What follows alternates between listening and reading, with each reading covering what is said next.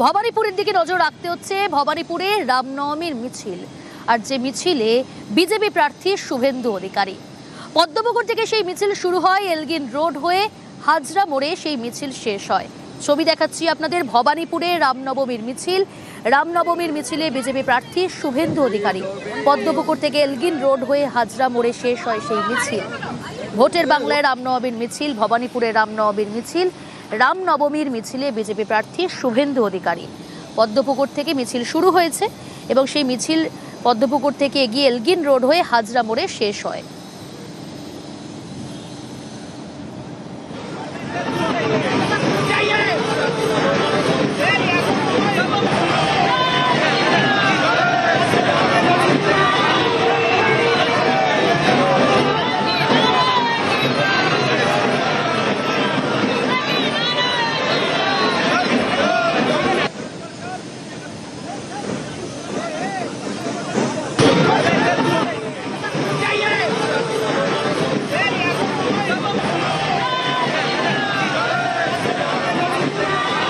ভবানীপুরে রামনবমীর মিছিলে তোপ শুভেন্দু অধিকারী। রামনবমীতে অনুপ্রবেশ তোপ, অনুপ্রবেশকারীদের বের করা উচিত বলে মন্তব্য। দেশ বিরোধী শক্তির বিনাশের বার্তা শুভেন্দু অধিকারী।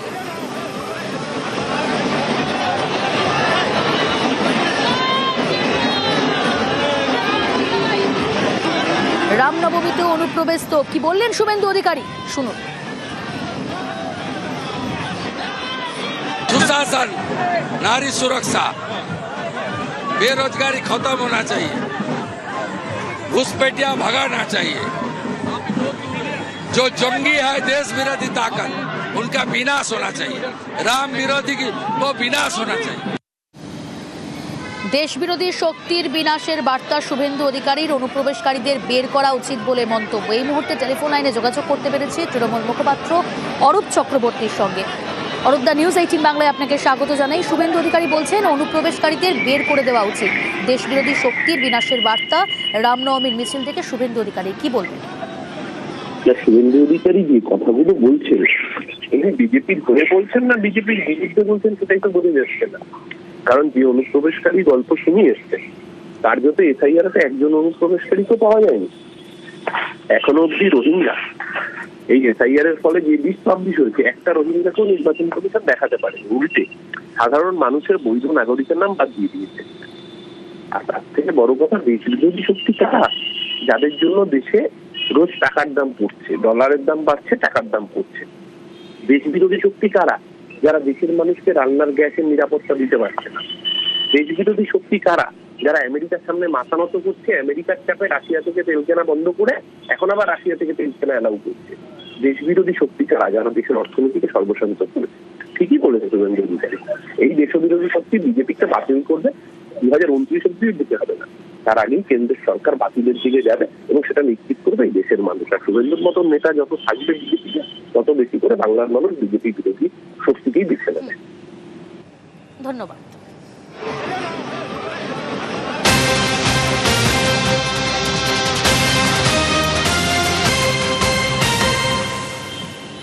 নিউ টাউনের দিকে নজর রাখতে হচ্ছে। নিউ টাউনে রামনবমীর মিছিলে উত্তেজনা পরিস্থিতি, পুলিশের সঙ্গে পদ্ম কর্মীদের বচসা। তার কারণ, পুলিশের তরফ থেকে বাধা দেওয়া হয়। অভিযোগ উঠছে যে অস্ত্র হাতে মিছিল, যেখানে নিষেধ ছিল, নিষেধ সত্ত্বেও অস্ত্র হাতে মিছিলের অভিযোগ।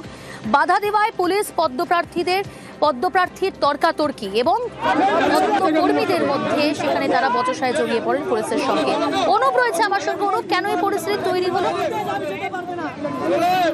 রাম মন্দির থেকে রামনবমীর যে মিছিল বের হওয়ার কথা ছিল, তার আগে যখন অস্ত্র পুজো করা হবে, সেই সময় বিজেপির পক্ষ থেকে একজন বিজেপি কর্মী যখন সেই অস্ত্র নিয়ে রাম মন্দিরের মধ্যে যাচ্ছিল, সেই সময় পুলিশের পক্ষ থেকে তাকে কিন্তু আটক করার চেষ্টা, মিছিলটাকে আটকানো হয়। এটা বলা হয় কোনোভাবে মিছিলে অস্ত্র ব্যবহার করা যাবে না। সেই সময় বিজেপি প্রার্থী নিউ টাউন বিধানসভা কেন্দ্রের পীযূষ কাউরিয়া জানান, তারা অস্ত্র নিয়ে মিছিল করতে চান না, তারা শুধুমাত্র রীতি মেনে অস্ত্র পুজো করে তারপরে মিছিল শুরু করবে। সেক্ষেত্রে পুলিশ যখন বাধা দেয়, পুলিশের সঙ্গে রীতিমতো ধস্তাধস্তি পরিস্থিতি হয়, প্রথমে তর্কতর্কি পরিস্থিতি হয়। পরবর্তী ক্ষেত্রে দেখা যায় বিজেপি কর্মী সমর্থক তারা কিন্তু সেই অস্ত্র নিয়ে মন্দিরের মধ্যে প্রবেশ করে এবং সেখানে কিন্তু অস্ত্র পুজো করে। বিজেপি প্রার্থী জানান কোন রকম মিছিলে তারা অস্ত্র নিয়ে যাবে না, এমনটা আগেই বলা ছিল। পুলিশের পক্ষ থেকে কোনো জিনিস না জিজ্ঞাসা করেই কিন্তু একেবারে সঙ্গে সঙ্গে সেই বিজেপি কর্মী তাকে আটকানো হয় এবং মিছিল আটকানোর চেষ্টা করা হয়। যা নিয়ে বচসার সূত্রপাত হয়। এর পরবর্তী ক্ষেত্রে দীর্ঘ সময় বচসা ধস্তাধস্তির পরে মিছিল পুজো দেওয়ার পরে মিছিল ইতিমধ্যে শুরু হয় এবং নিউ টাউন রাম মন্দির থেকে ভিআইপি রোড হয়ে ইতিমধ্যেই মিছিল জোড়া মন্দিরের কাছে যখন পৌঁছেছে কেষ্টপুর হয়ে পরবর্তী দমদমের দিকে মিছিল রওনা দেবে। এই রামনবমীর মিছিল, সেই মিছিল শুরুর আগে কিন্তু এই অস্ত্র পুজো নিয়ে কিন্তু একেবারে ধস্তাধস্তি কাণ্ড হয়, পুলিশের সঙ্গে তর্কতর্কি হয়। পরবর্তী ক্ষেত্রে পুলিশের সঙ্গে কথা বলার পরে অস্ত্র মিছিল ছাড়াই কিন্তু দেখা যায় এই মিছিল ইতিমধ্যেই পুজো দেওয়ার পরে রওনা দিয়ে বিজেপি প্রার্থীর পক্ষ থেকে দাবি করা হচ্ছে কোন রকম অস্ত্র মিছিল কিন্তু সেখানে হওয়ার কথা ছিল না। রীতি মেনে শুধুমাত্র অস্ত্র পুজো করে তারা কিন্তু এই মিছিল নিয়ে রওনা দিত, কিন্তু পুলিশের পক্ষ থেকে বাধা দেওয়া হয়, তারপরে এই বচসার সূত্রপাত হয়। বেশ,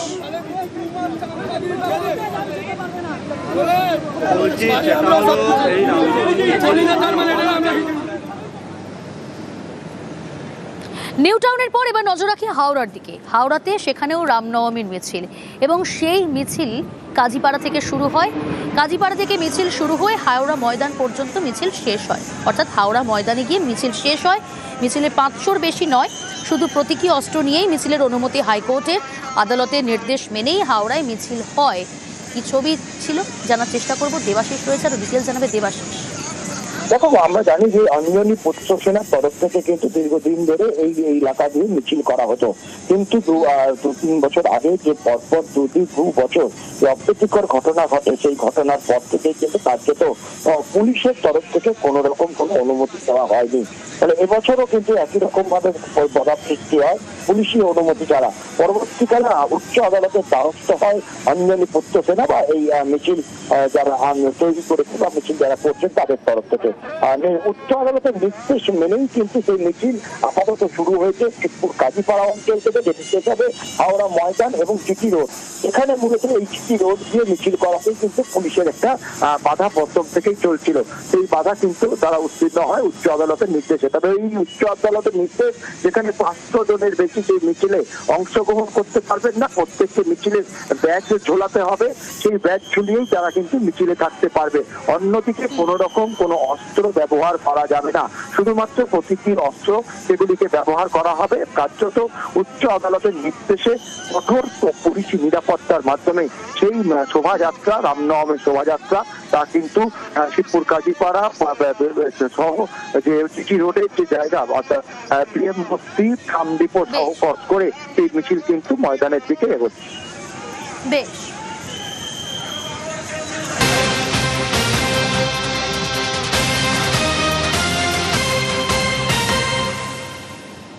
আর এই রামনবমীতেই বাড়তি সতর্ক নির্বাচন কমিশন। 3 দিন, রামনবমীর 3 দিন বিশেষ কয়েকটি জায়গায়, কয়েকটি এলাকায় কেন্দ্রীয় বাহিনী মোতায়েন। কোন কোন এলাকা জানার চেষ্টা করব। সোমরাজ রয়েছে, তবে তার আগে আরও একবার জানাই, রামনবমীতে বাড়তি সতর্ক কমিশন, অশান্তি এড়াতে নির্দিষ্ট এলাকায় কেন্দ্রীয় বাহিনী মোতায়েন। কোন কোন এলাকা ডিটেল জানাবে সোমরাজ রয়েছে আমার সঙ্গে। সোমরাজ, দেখো, রামনবমীকে কেন্দ্র করে বাড়তি সতর্ক নির্বাচন কমিশন বেশ কিছু এলাকায় কেন্দ্রীয় বাহিনী মোতায়েন করার সিদ্ধান্ত নিয়েছে নির্বাচন কমিশন। যেটা কমিশন সূত্রে জানা যাচ্ছে, চন্দননগর পুলিশ কমিশনারেটের অধীনে 2 কোম্পানি সিআরপিএফ, হাওড়া পুলিশ কমিশনারেটের অধীনে 1 company CRPF, Asansol Durgapur police কমিশনারেটের অধীনে 1 কোম্পানি সিআরপিএফ এবং মালদায় 1 কোম্পানি সিআরপিএফ মোতায়েনের সিদ্ধান্ত নেওয়া হয়েছে। মূলত অতীত অভিজ্ঞতা এবং রামনবমীকে কেন্দ্র করে এই এলাকাগুলিতে অশান্তি হতে পারে, সেই আশঙ্কায় এই সিআরপিএফ মোতায়েন করা হয়েছে। রামনবমী মিছিল চলাকালীন সময় মূলত সিআরপিএফও থাকবে, যাতে কোনো রকম অশান্তির পরিস্থিতি তৈরি না হয়। রামনবমীর মিছিলকে কেন্দ্র করে আগামী 3 দিন অর্থাৎ আজ, কাল, পরশু, আগামী 3 দিন এই কেন্দ্রীয় বাহিনী মোতায়েন করা হবে। তেমনটাই নির্বাচন কমিশনের সঙ্গে রাজ্য পুলিশ ও কেন্দ্রীয় বাহিনীর যে বৈঠক হয়েছে, সেই বৈঠকের পরে এই সিদ্ধান্ত নেওয়া হয়েছে। ইতিমধ্যেই এই পুলিশ জেলাগুলিতে কেন্দ্রীয় বাহিনী মোতায়েন করা হয়েছে বলে কমিশন সূত্রে খবর। বেশ,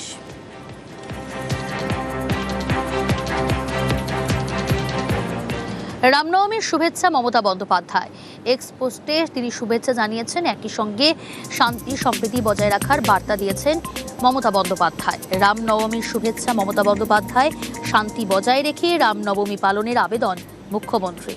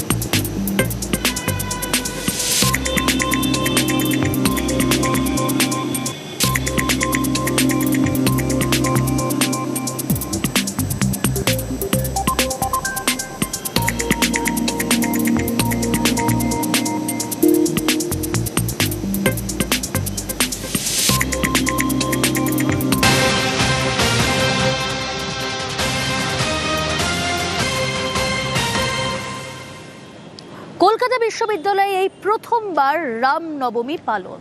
বিশ্ববিদ্যালয় গেটের বাইরে রামনবমী। কলকাতা বিশ্ববিদ্যালয়ে প্রথমবার রামনবমী, বিশ্ববিদ্যালয়ের গেটের বাইরে রামনবমী। ভিতরে রামনবমী করতে চেয়ে ভিসিকে চিঠি, সদুত্তর না পাওয়ায় বাইরেই পুজো এবিভিপির। কলকাতা বিশ্ববিদ্যালয়ে প্রথমবার রামনবমী, বিশ্ববিদ্যালয়ের গেটের বাইরে রামনবমী।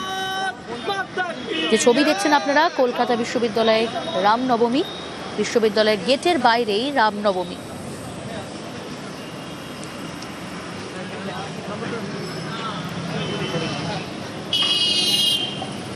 ভিতরে রামনবমী করতে চেয়ে ভিসিকে চিঠি, সদুত্তর না পাওয়ায় বাইরেই পুজো এবিভিপি। কলকাতা বিশ্ববিদ্যালয়ের ছবি দেখাচ্ছি আপনাদের। কলকাতা বিশ্ববিদ্যালয়ে প্রথমবার রামনবমী। ডিটেলস জানবো, সুদীপ্ত রয়েছে আমার সঙ্গে। সুদীপ্ত, কলকাতা বিশ্ববিদ্যালয়ে প্রথমবার রামনবমী। একদমই তাই। দেখো, 24 মার্চ তারা রামনবমী পালন করতে চেয়েছিল এবং কলকাতা বিশ্ববিদ্যালয়ের ডিসিকে একটি চিঠিও করেছিল, কিন্তু কোনো সদুত্তর না মেলায় আজকে একেবারে প্রথমবারের মতো কলকাতা বিশ্ববিদ্যালয়ের বাইরে রামনবমী পালন করছে ইউপির যারা সদস্য রয়েছেন তারা, এবং সেই সঙ্গে কেন্দ্রীয় বাহিনীও কিন্তু রয়েছে এবং জোড়াসাঁকো থানার পুলিশ, তারাও কিন্তু নিরাপত্তার দায়িত্বে রয়েছে। সব মিলিয়ে এটা উল্লেখযোগ্য যে কলকাতা বিশ্ববিদ্যালয়ে এবার প্রথম রামনবমী পালন করছে এবিভিপির ছাত্ররা। বেশ। কলকাতা বিশ্ববিদ্যালয়ের পাশাপাশি নজর রাখবো যাদবপুর বিশ্ববিদ্যালয়, সেখানেও রামনবমী। ক্যাম্পাসের 2 জায়গায় রামের পুজো। যাদবপুরে রামনবমী পালন এবিভিপির। এই মুহূর্তে যাদবপুরের ছবি দেখাচ্ছি আপনাদের। যাদবপুর বিশ্ববিদ্যালয়, সেখানে রামনবমী, ক্যাম্পাসের 2 জায়গায় রামের পুজো হয়। যাদবপুরে রামনবমী পালন এবিভিপি।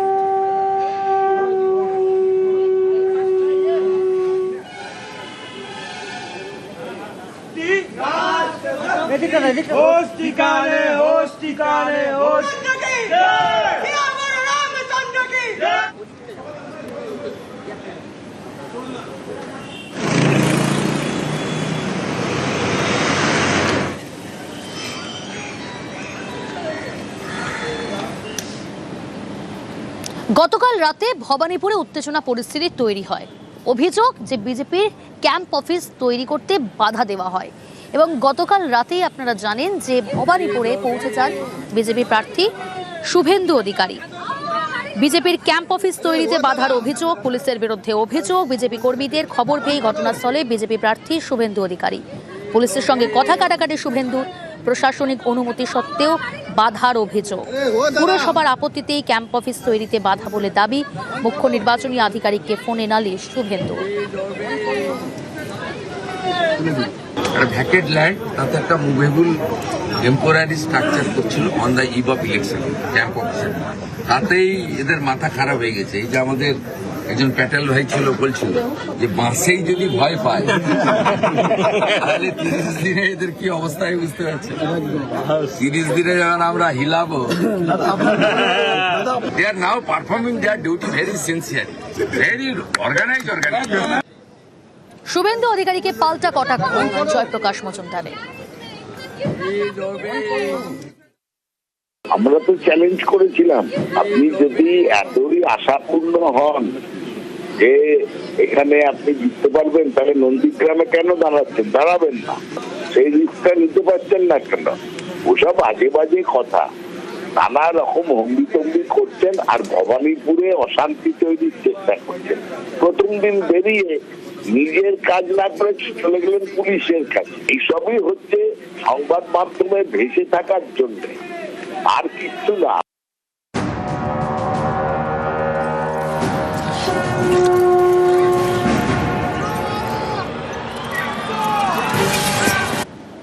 ভোট প্রচারে দিলীপ ঘোষের এনকাউন্টার হুঁশিয়ারি। উত্তরপ্রদেশ স্টাইলে বাংলায় এনকাউন্টার। বিজেপি ক্ষমতায় এলে পুলিশের ভোল বদল করে দেবে, হুঁশিয়ারি দিলীপ ঘোষের।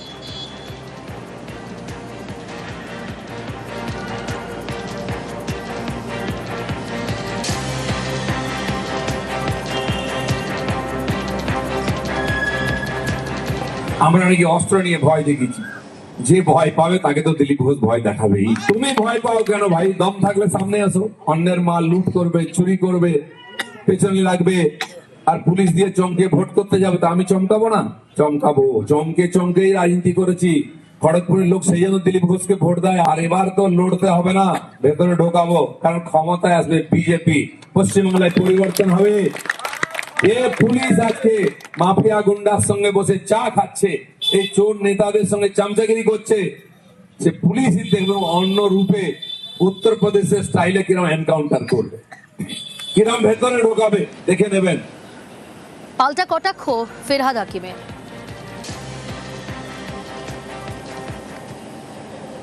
ওরে বাবা, এনকাউন্টার, তার মানে আবার সেই অমিত শাহর মতন কিন্তু দিলীপ ঘোষকে আবার জেলে থাকতে হবে, কারণ মোদিজি যাচ্ছে আবার, কিন্তু ওই কেসটা সিবিআই যেটা ক্লিন চিট দিয়েছিল ওটা কিন্তু আবার আসবে। দিলীপ দা ভুলে যাবেন না, শেষ কথা আইন বলে, শেষ কথা গুন্ডা বলে না, এনকাউন্টার বলে না।